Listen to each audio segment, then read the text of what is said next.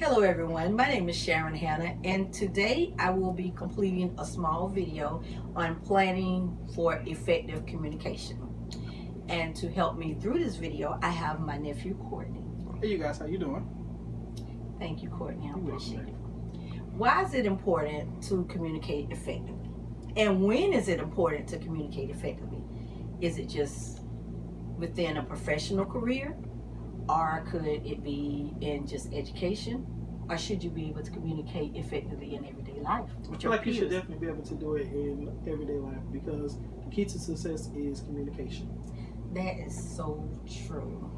And for best practices, the rule of thumb is to make sure you implement certain factors or elements that is pertinent to whatever the task or process or project that you're getting ready to implement or perform. And what I want to do now is to go over some of those elements, those key elements or factors that will be implemented with best practices in effective communication. Would you like to assist me? Sure. Okay. So what we're going to start off with first is whatever the project may be, a project task or process may be. We're going to familiarize ourselves with the topic. Because for one thing, if you don't know about the topic, how are you going to teach somebody else? Exactly, because you should always know exactly what you're talking about before you try to explain it to someone else. Because if you don't know what you're doing, then how are you going to tell me what to do? That's right. And when you're trying to communicate it, if you don't have the knowledge of the topic, the first thing you're going to do is and then what's going to happen then you lose your crowd. You lose the attention of your crowd. Another thing that's very important, other than knowing, familiarizing yourself with the topic of discussion or a task or a process that's being performed, you should always make sure that you have detailed notes that are clear and concise. Yeah, you're right, because and most times, especially like when you're doing things through email, those things can be very misconstrued, misunderstood. Yes. And I feel like if I can look into your face and ask you questions while you're going along the way, then that's a better way to help me understand what exactly that I need to be doing. I agree completely with that, because anytime you're reading something, you can take it, sometimes you put emotions in it. Somebody might be having a bad day and they're reading what you have on email. They may take it wrong, they might misunderstand it, and it may cause problems, and it may cause problems to escalate. So you have to find a way to de-escalate it, and the best way to do that is by communicating the words. So great. So in that case, so therefore, if somebody is irate or just having a bad day, they could be thinking that you have any types of attitudes. We can just simmer it down. Have a great team meeting. During some time frames. Like once a week, twice a week, right. Making sure that nothing was misunderstood. Because as long as you got a strong team behind you, you will definitely be successful. And to make sure everything within the project from each team member is on one accord for implementing the process.